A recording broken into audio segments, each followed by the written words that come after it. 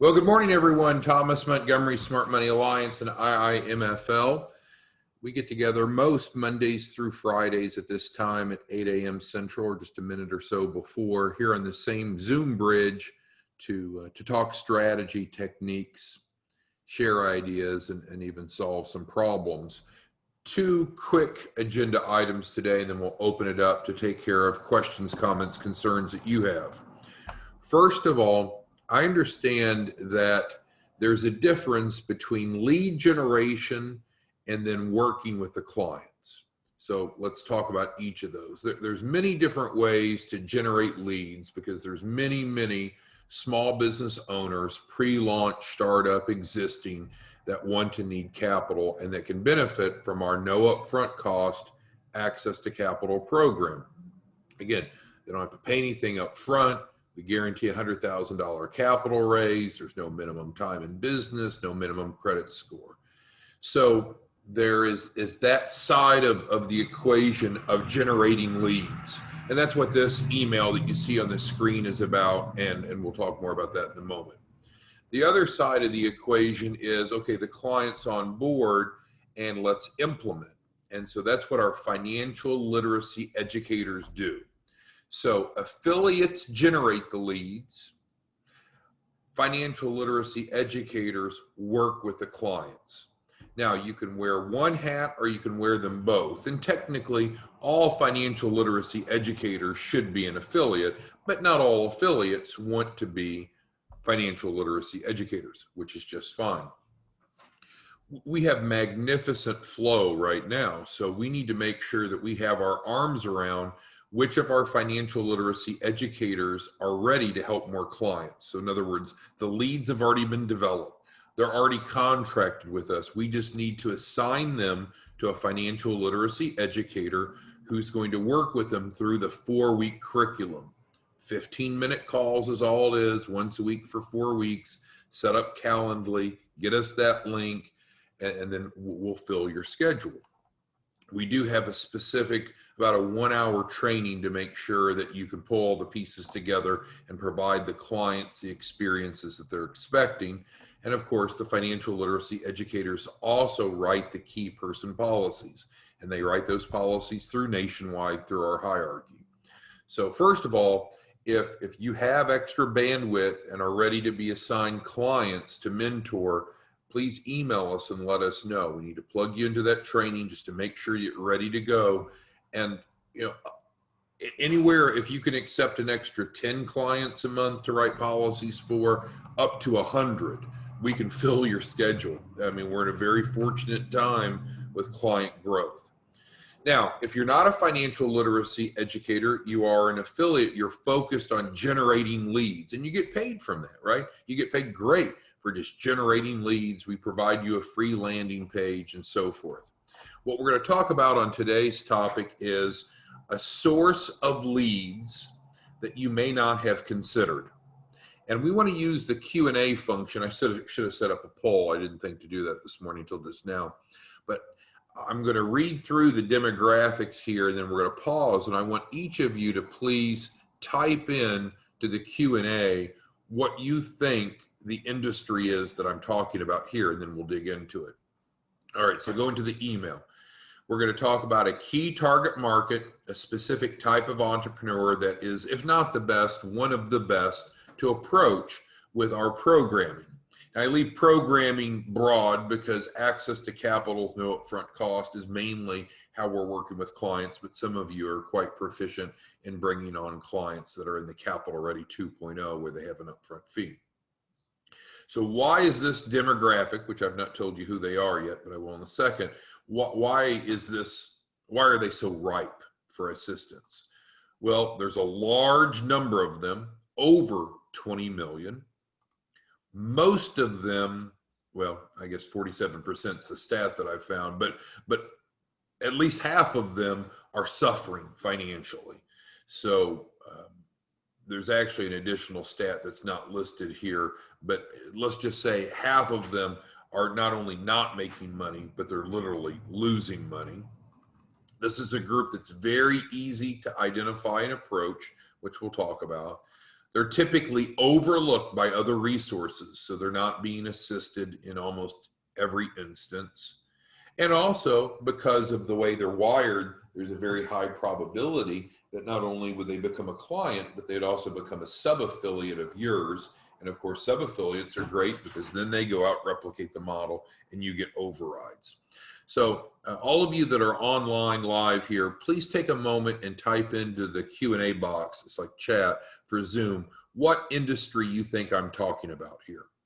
And I'll give you just a moment to respond, and then I'll tell you where I'm going with this. So Anna Marie, Bill, Charlotte, Christopher, Kwong, Galaxy, Kimberly, Peggy, Robert, Travis, Will, others, go ahead and type into the Q&A on Zoom what industry you think we're talking about. Thank you, Bill. Thank you, Robert. Thank you, Kwong. Give you a little bit more time for the others to respond. Because there's different ways that we can stratify who we want to go after. We can, like Robert mentioned, startups. Well, we know that we have a database that we can, and that's not my answer, by the way, but for startups, Robert's onto something. We can, it's public record. When someone forms a DBA, assumed name certificate, LLC, C Corp or S Corp, that's public information. We can identify who they are and reach out to them. So that's a very good audience to reach out to. And we can certainly identify them because the database lists them all. So that wasn't my answer, but that was a good one. Becky says restaurants, and Anna Marie says restaurants as well. That's not my answer, but those restaurants certainly are suffering right now. And so I wouldn't dismiss that, but that's not where I'm going. Bill suggests retail, and that's a good target audience, but not what I'm talking about. So I'll tell you, and you got to hear me through, because if you stop listening too soon, then you're going to be missing out on a key point. So there's all different types of industries.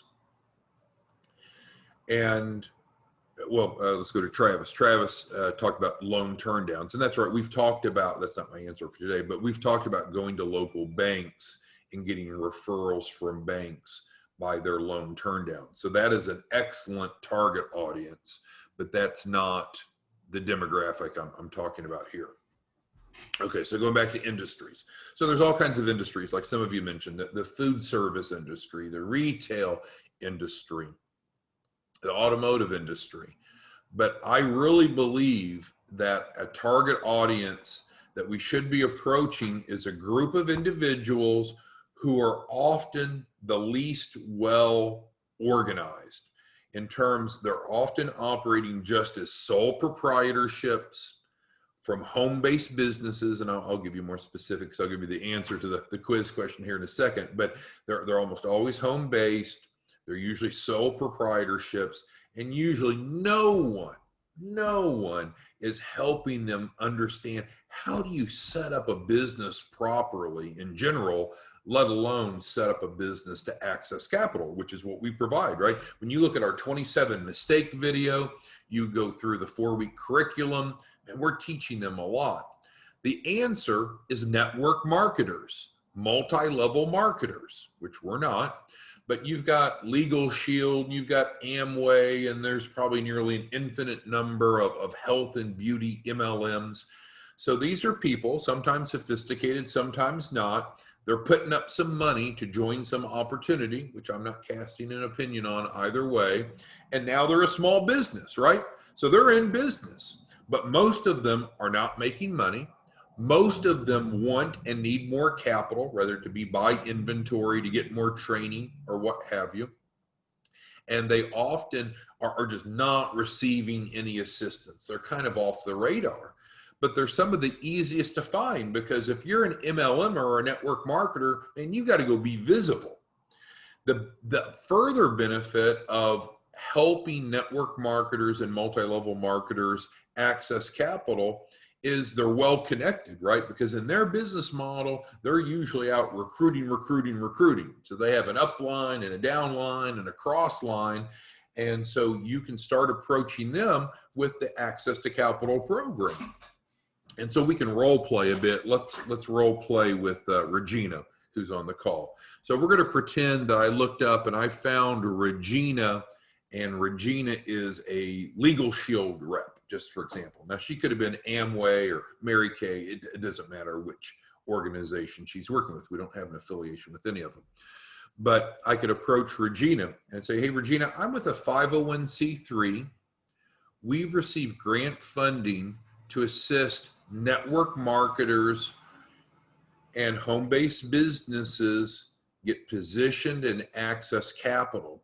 And in fact, Regina, there's a guarantee that will help you raise at least $100,000 that you could use for whatever purpose you need in your business. Would you be interested in learning more? What do you think Regina is going to say? Oh, hell no. No, because we know there's a 1 out of 2 chance that Regina's losing money if she's a network marketer. We know that there's probably some pressure on Regina to maybe buy inventory, to recruit, to maybe go to trainings. And I know trainings are more virtual now, conferences, but every business needs to be properly capitalized, whether it's a donut shop, a muffler shop, or a network marketer. There's no one, banks aren't reaching out to network marketers in their community. The SBDCs and SCORE chapters are not reaching out to home-based businesses and network marketers. It's a ripe audience.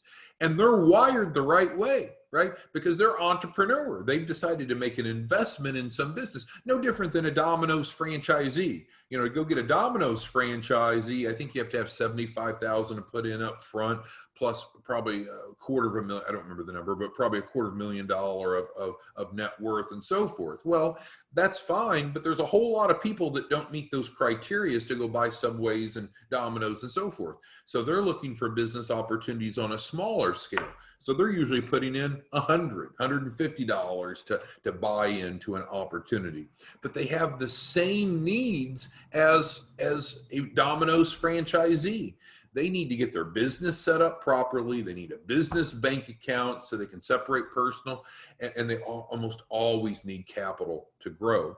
And they're also wired as such that they're networkers, right? So in terms of bringing them on as an affiliate as well as a client just makes all the sense in the world. How do you find them?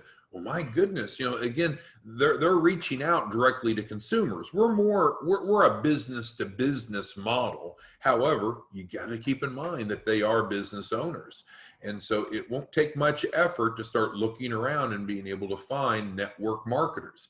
You could go in with more of a laser approach and find one specific MLM organization and seek to get greater penetration within that organization. Or you could do more of a horizontal shotgun approach at just identifying all the different network marketers of given organizations and not try to develop a depth within a given organization. We're not charging them anything up front. We guarantee them a capital raise. It's a legitimate program that they're going to see maybe even more value from than many other businesses, because again, most network marketers are not business trained, not always business savvy. And so the information that we give them is remarkable. They're out always talking to people, right? Because if you're a network marketer, which I'm not, but if you're a network marketer, man, you're in the grocery store line listening for opportunities to hand out a card or introduce yourself. You're just a very extroverted professional trying to spread the word about whatever your pitch is. And so they become pretty obvious once you start looking for them. So with that being said, what are the questions, comments, concerns that any of you have about targeting network marketers, affiliate marketers, home-based businesses for the Access to Capital program? What questions, comments, concerns do any of you have that we can address while we're here today? And then the other set of questions is, again, we've got to get you on the list. If you are ready to start mentoring clients, then we need to get you on the list. We have a plethora of clients coming in where other people have done the lead generation. Now we're ready to assign mentors. And we have a number of mentors, but we're looking for more. So if you have a question, comment, concern on being a mentor, let's address it now through the Q&A. And or if you have questions, comments, concerns about approaching this key target market, network marketers, let's address it now. So again, I'm going to prompt you, Anna Marie, Anthony, Bill, Charlotte, Christopher, Clarissa, Kwong, Galaxy, Erlande, Joseph, Kimberly, Peggy, Peter, Regina, Robert, Shai, Travis, Will, and others. Time for feedback. Okay. So Joseph says most of the network marketers are broke.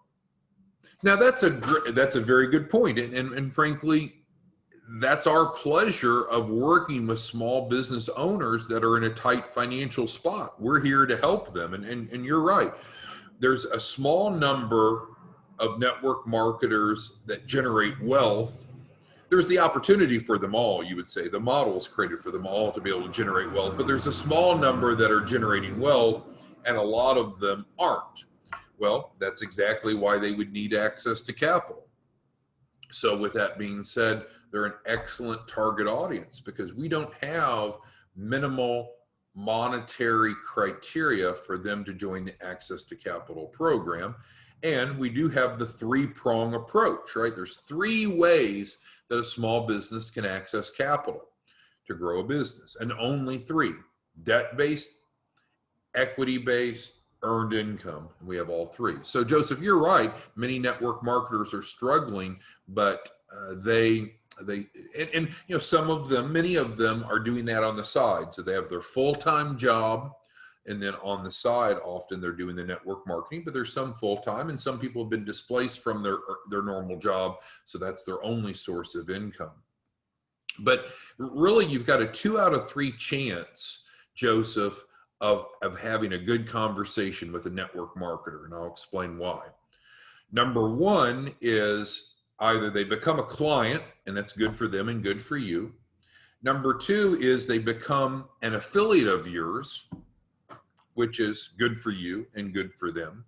Or the third scenario is they could refer you someone that could either become an affiliate or become a client.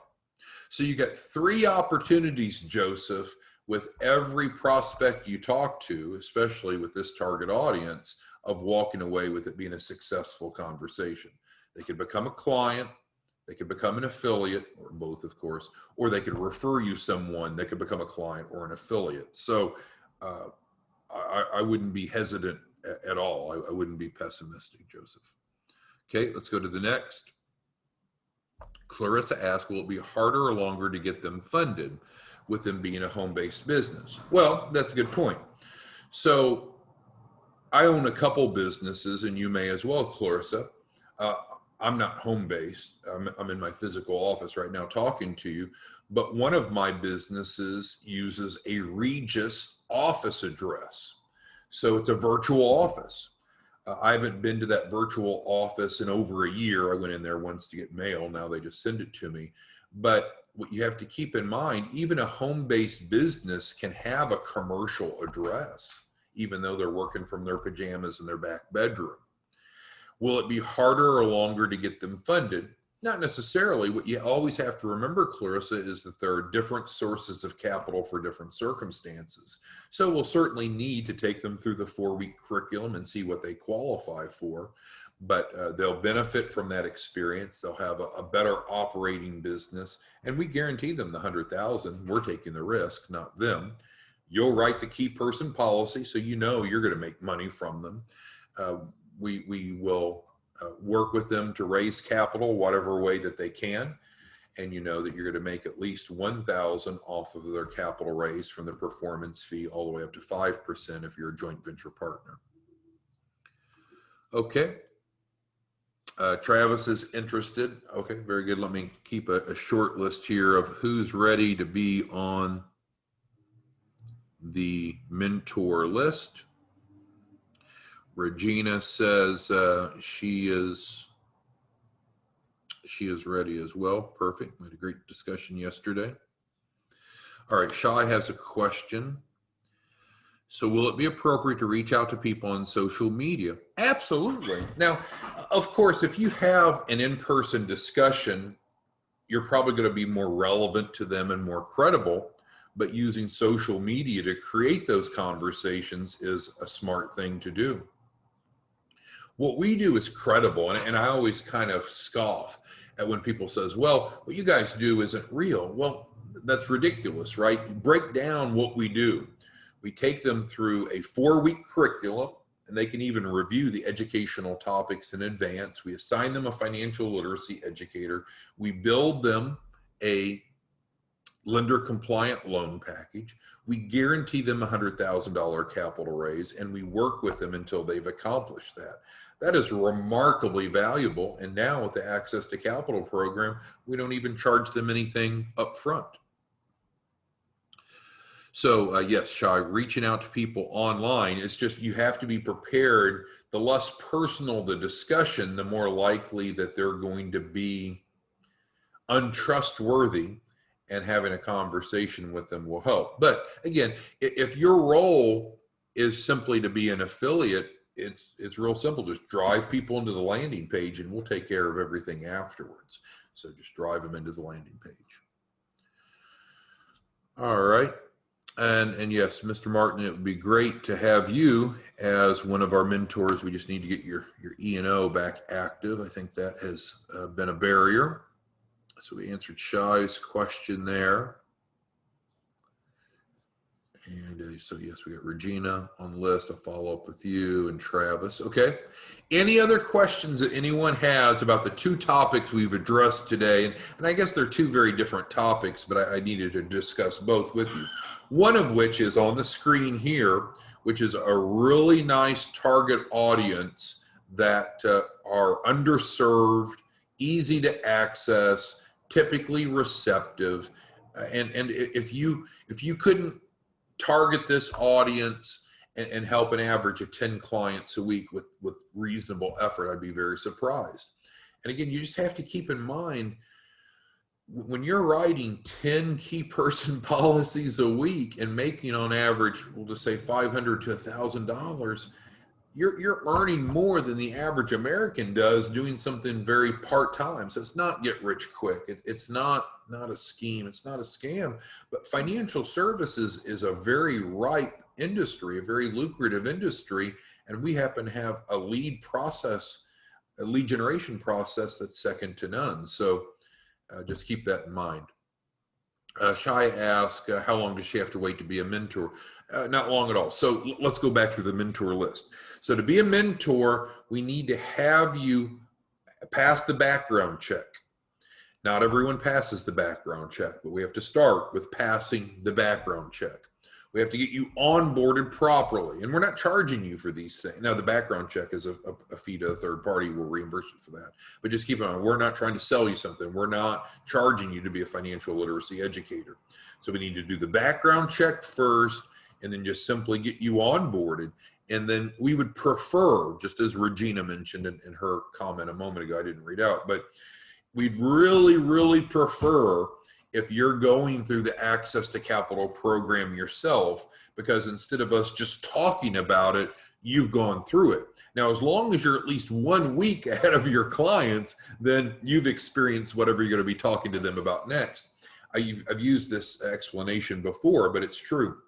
So I was a full-time college professor. So I had semester-long classes. So I had to develop kind of a plan for the semester, but I didn't prepare the lessons that are going to be held in early December at the beginning of the semester in September, right? You just got to make sure you're a week ahead of your class.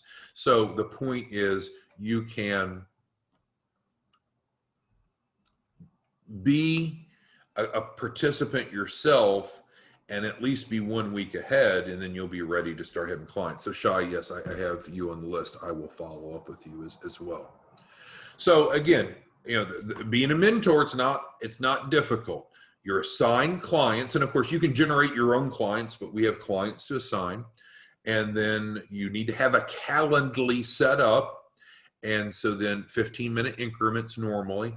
And so when we assign a client to you, we need to be able to give them your Calendly link so they can go schedule those 4 weekly appointments. And so then you'll spend 15 minutes with them. After their first week, you're just simply, and we covered this on yesterday's training, you're just re-emphasizing the two most important areas that they should start on Life Plan. After week 2, you're helping them develop their personal financial statement, which is an important part of the loan package. It's something that clients normally will screw up if they do it on their own. And it's also a great pre-qualifier for you as you're preparing to write their policy. So week 3, then you're actually going to write their key person policy. We write those through Nationwide. Normally it's an IUL called the accumulator, and we've got training and support to help you do that. You're going to set the size of the policy up to what's suitable for the client. They can pay up front or they can pay monthly. If they've got a real tight budget, maybe it's $100 a month. If they have a bigger budget, it could be hundreds of dollars a month. Of course, the key person policy solves two problems. It's a stone that kills two birds, if you will. We're going to create a collateral assignment so they have the policy that's owned by the business is the beneficiary, and then that can be used as collateral for the loan. And then secondly, it's a retirement vehicle. Most people are not saving appropriately. And so by using an indexed universal life policy, we can set up their key person policy so it grows. So they're building a retirement. Again, it's a policy owned by the business. And so you would do that at week 3. And then week 4 is just a quick reminder. Okay, now they're going to be working with you and putting together your loan package. Make sure that you upload the documents.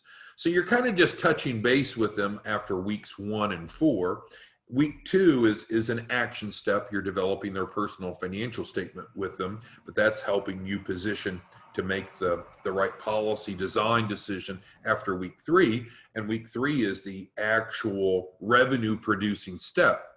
So you spend about an hour with them over the course of the month and you write a policy. But what also happens, now they start giving you referrals. They may in fact become a sub-affiliate or a sub-agent of yours, and your lead funnel, your organization grows. It's an absolutely tremendous model for generating a good 5-figure income a month on a part-time basis for you up front, but to grow something much larger.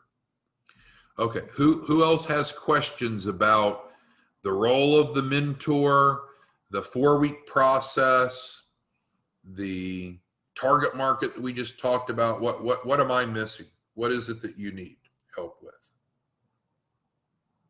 What can we do to help you? And I do have Travis, Regina, Robert, and Shai down to follow up with and make sure that we get you added to the mentor list. And if anyone else, just email us and let us know. We just need to get you set up and we can start assigning you clients. We're not charging you for clients. You're not paying for leads. We're just filling your calendar with clients that are already signed up and just need a mentor and are ready to have their policies written, of course, after week 3. Any other questions anyone has? All right. Thanks, everyone. We'll see you back tomorrow morning. Have a great day. Bye-bye.